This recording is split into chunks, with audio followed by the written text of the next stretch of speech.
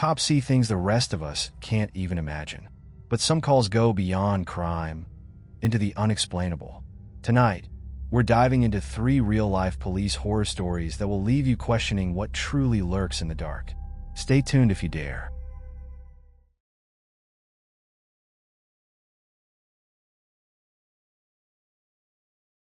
Late one quiet night on a desolate highway in Idaho, a rookie officer pulls over an erratic driver, expecting a routine DUI check.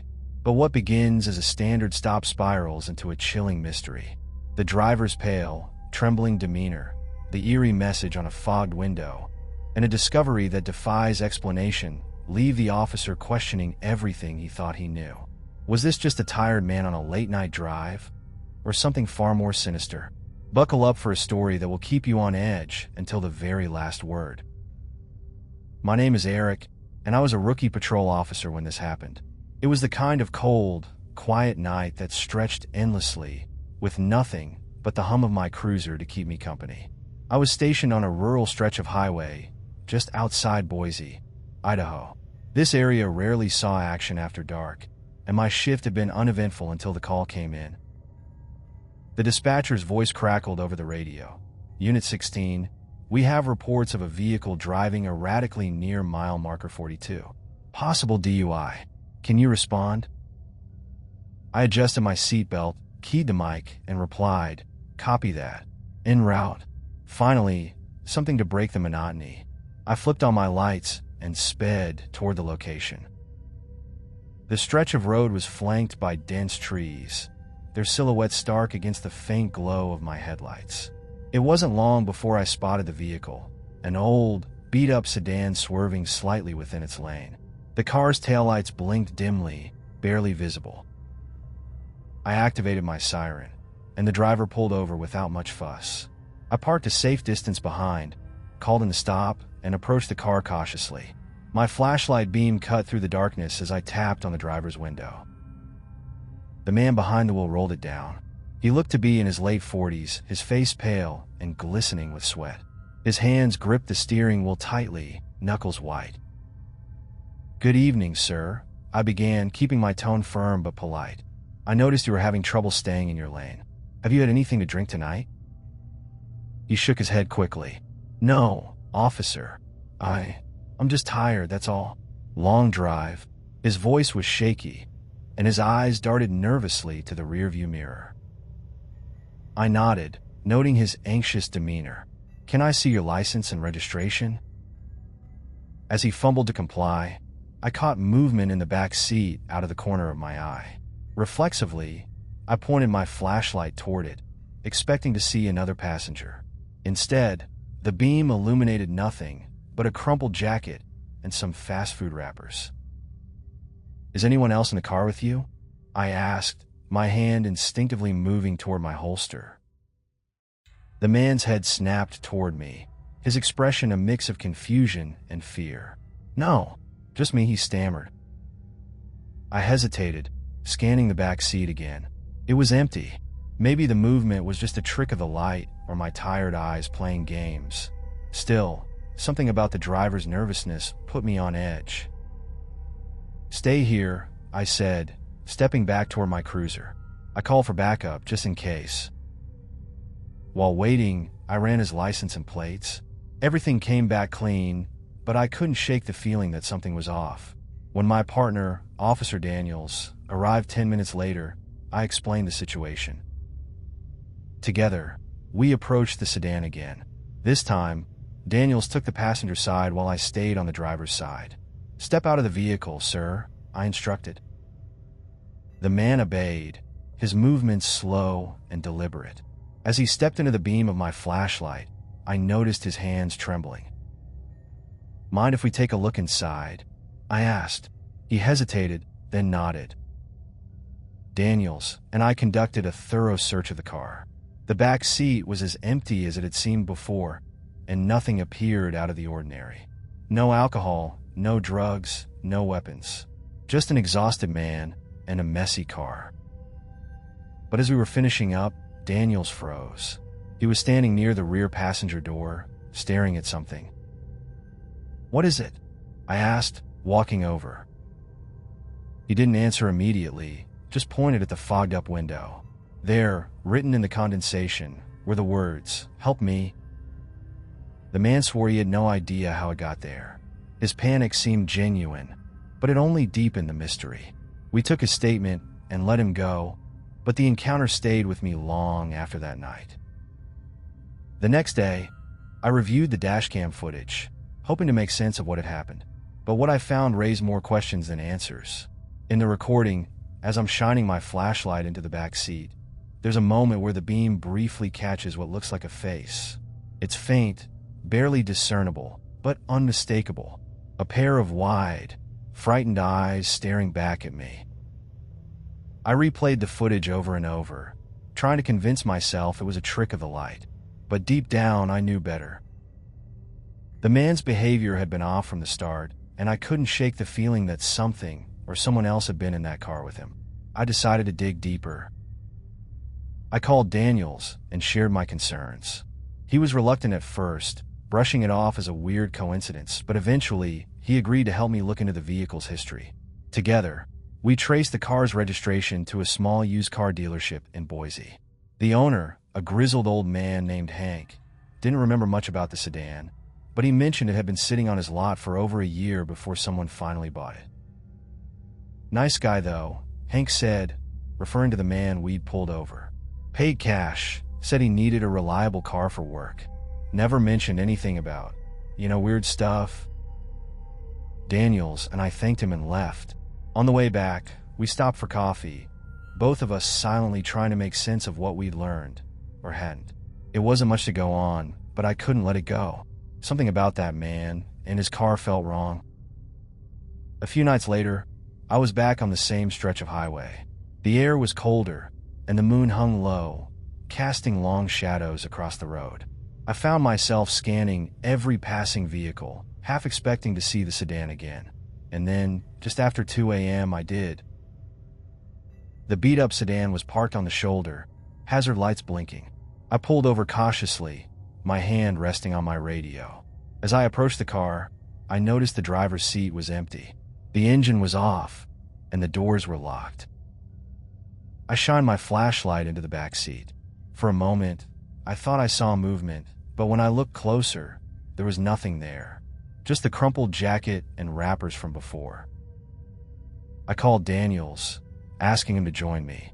While waiting, I circled the car, looking for any signs of foul play or a reason why it had been abandoned. That's when I noticed the fogged-up rear window again. This time, the words were different. "Too late." My stomach dropped. I called it in as an abandoned vehicle and waited for a tow truck, my nerves on edge the entire time. When Daniels arrived, I showed him the window. He didn't say much, but I could tell he was just as unsettled as I was. The car was towed to an impound lot, and I tried to move on, but the incident stuck with me. I couldn't help but wonder who or what had written those words.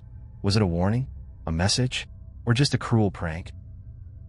In the weeks that followed, I started noticing subtle changes in my routine.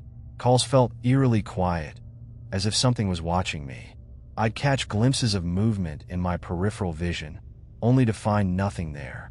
And then there were the dreams, vivid, unsettling visions of the sedan parked on the shoulder, its hazard lights blinking endlessly. One night, I decided to visit the impound lot. The sedan was still there, covered in a thin layer of dust. I stood there for what felt like hours, staring at it, waiting for, I don't know what, but nothing happened. Eventually, I turned and walked away, leaving the mystery behind me. Or so I thought. Months later, I received a call from Daniels. He sounded shaken. "Eric, you need to come to the station. They found something." When I arrived, he handed me a folder.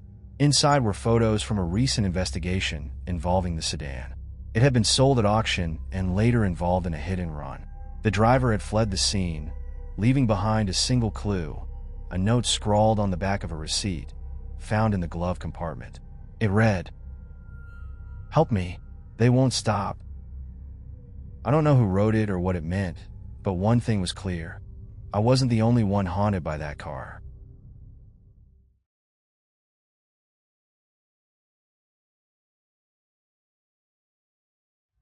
Imagine being the voice of calm in someone's darkest moment. But what happens when the call for help comes from a place that shouldn't exist? Tonight, we dive into the chilling story of Elena, a 911 operator who answered a plea that would leave her questioning reality. What she discovered will leave you speechless. Stay with us as we unravel this mystery. Elena P. had worked as a 911 operator for over 8 years in the bustling city of Seattle. Her job wasn't for the faint of heart. She had handled everything from frantic car accident reports to chilling domestic violence calls. Every shift required her to be composed, precise, and empathetic. Despite the intensity, she prided herself on being a voice of calm in someone's darkest moment. That Tuesday night started like any other. The hum of fluorescent lights in the dispatch center was accompanied by the steady rhythm of ringing phones and clattering keyboards. Her colleagues chatted during brief lulls, but Elena remained focused, sipping lukewarm coffee as she prepared for another long stretch. Just after midnight, a call came through. The screen flashed the address, but it was the faint sound of someone breathing on the other end that caught her attention. 911, what's your emergency? Elena asked, her tone professional yet gentle. There was a pause. Then, a small, trembling voice whispered, "Someone's in my house." Elena straightened in her chair, her instincts kicking in. The voice belonged to a young boy, no older than 7 or 8. "What's your name, sweetheart?" she asked, keeping her voice calm and steady. The boy hesitated. "And Michael," he whispered. "Okay, Michael, you're doing great. Can you tell me where you are in the house?" "I'm under the bed," he said, his voice breaking into quiet sobs. Elena's fingers flew across her keyboard, relaying the address to dispatch. Officers were immediately sent to the location. "Michael, I need you to stay very quiet and listen to me, okay? Help is on the way. You're not alone." "Okay," the boy whispered, sniffling softly. "Can you tell me what's happening now?" Elena pressed, straining to keep her tone even while her pulse raced. There was a silence so profound that Elena could hear her own breathing. Then, almost inaudibly, Michael said, "I can hear footsteps. They're getting closer." Elena's stomach clenched.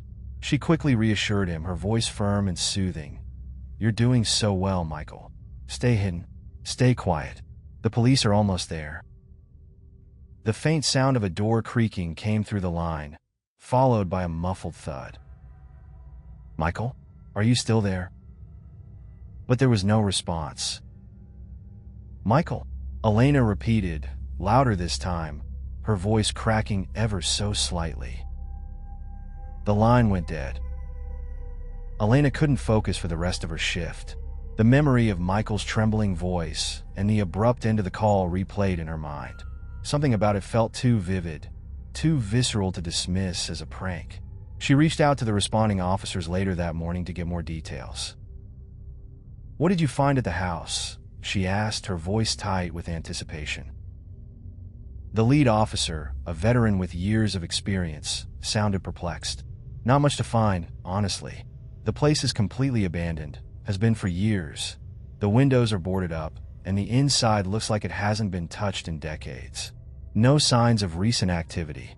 No footprints in the dust. Nothing."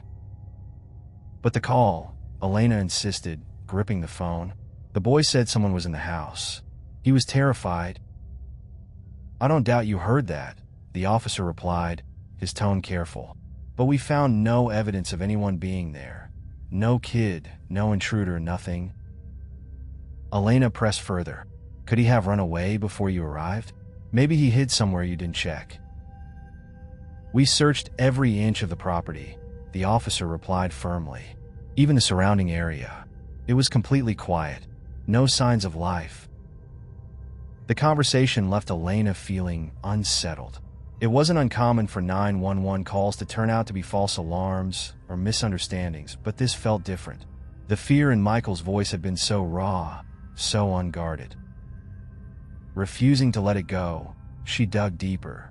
She looked up the property's history and found that the house had indeed been abandoned for over a decade. The last known residents had moved out abruptly, leaving it to decay.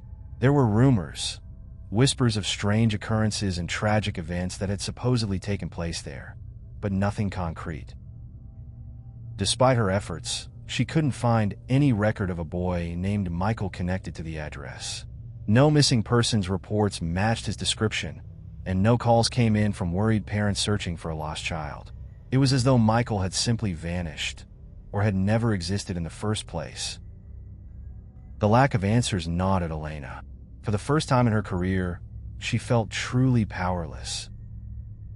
A few days later, Elena arrived at work, still haunted by the events of that night. As she approached her desk, she noticed something unusual. A small package sat neatly on her keyboard. "Did someone leave this for me?" she asked her colleagues, holding up the unmarked parcel. They shook their heads. "Not that we know of. It was just sitting there when we came in," one replied, shrugging. The package was plain, wrapped in brown paper and tied with string. There was no postage, no return address, and no indication of who had delivered it. Her name wasn't even written on it. Feeling a mixture of curiosity and unease, Elena carefully untied the string and unwrapped the paper. Inside was an old, slightly worn cassette tape. Beneath it lay a single sheet of white paper with a handwritten note. "Thank you for listening." Elena's breath caught. The words were simple, yet they sent a chill down her spine. Who had written them, and why? Her co-workers gathered around, their expressions a mix of concern and intrigue. "What's that?" one asked, nodding toward the tape. Without a word, Elena walked over to the office's cassette recorder and slid the tape in. She pressed play, her hands trembling. At first, there was nothing but static. Then a faint, familiar voice emerged. 911, what's your emergency?" It was her voice. The recording of her call with Michael played back exactly as she remembered it. Every word, every pause, every trembling whisper from the boy was captured perfectly.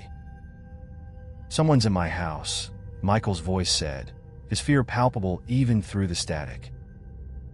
The room fell silent. Elena's co-workers exchanged uneasy glances, their skepticism giving way to something closer to dread. "That's not possible," one of them finally said. "The system didn't log that call. We all checked." Elena didn't respond. She was transfixed, her mind racing. When the recording ended, she ejected the tape and examined it closely. There were no markings on it, no brand name, no labels, nothing. "Where did this come from?" another co-worker asked, his voice low. "I don't know," Elena murmured, clutching the tape tightly. She checked the package again, searching for any clue as to its origin. But there was nothing. The handwriting on the note was neat and precise, but unfamiliar. There were no fingerprints, no traceable evidence. It was as though the package had simply appeared. The mysterious package only deepened Elena's unease. She couldn't shake the feeling that someone, or something, wanted her to hear the recording again. But why? She reported the incident to her supervisor, who promised to look into it. The tape was sent to a technician to determine if it had been tampered with, but the results were inconclusive. No one could explain how the call had been recorded or how the package had arrived at the dispatch center without anyone noticing. Elena kept the note and the tape in her desk drawer, unable to part with them despite the unsettling questions they raised.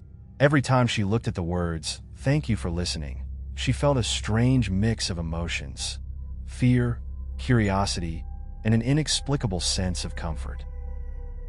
Some nights, when the office was quiet and the calls were sparse, she would replay the events of that night in her mind. She would hear Michael's voice, trembling and afraid, and wonder if she had truly helped him, or if his call was meant to help her understand something far beyond her grasp. Though she never received another package, the mystery of that night stayed with her. And deep down, she couldn't shake the feeling that Michael's voice hadn't been a cry for help, but a message, a reminder that sometimes just listening can make all the difference.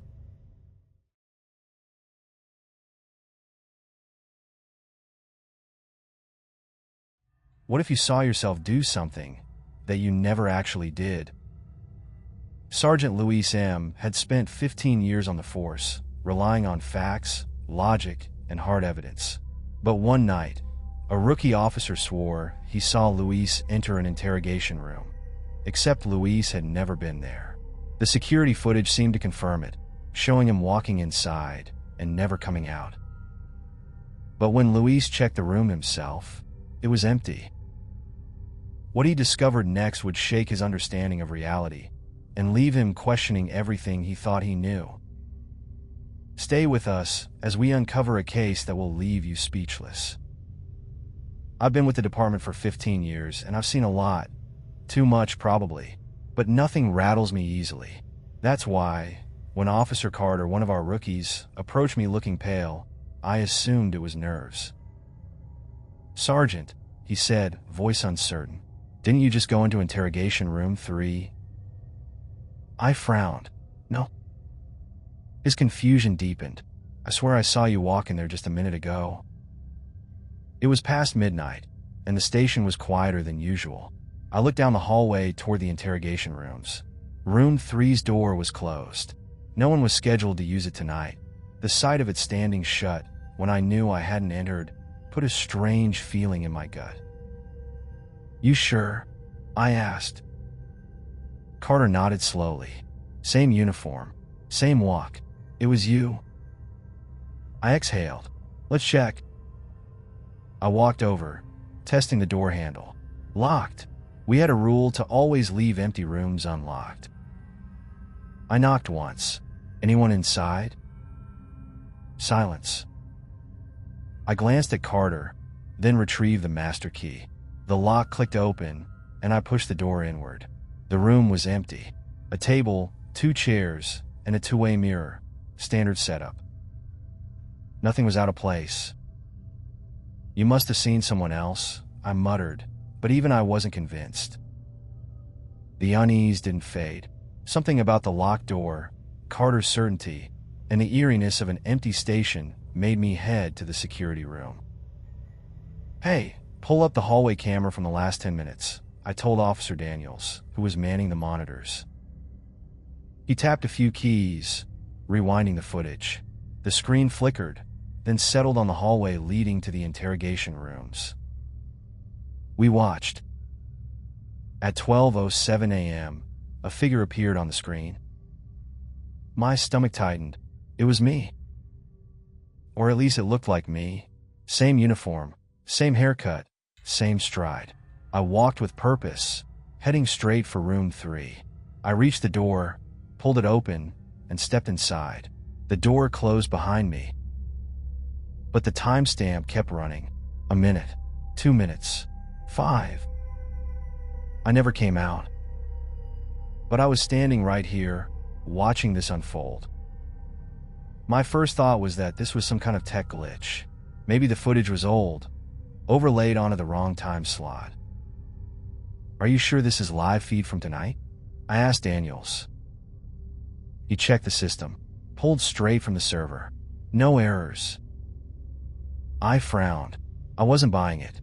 I knew for a fact I hadn't walked into that room tonight, but the footage showed otherwise. Maybe an old video got layered on accident, Carter suggested. Daniels shook his head. That's not how our system works. I stared at the screen, at the version of me still inside that room, unseen. Maybe I just forgot? I thought. But no, there was no reason for me to have gone in there at all. Something wasn't adding up. I turned on my radio. Anyone near interrogation 3? Silence. Carter, come with me. We walked back down the hallway. The air felt heavier now, the quiet pressing in around us. I turned the knob, still unlocked from earlier. I pushed the door open. Nothing. Same table, same chairs. Empty. I stepped inside.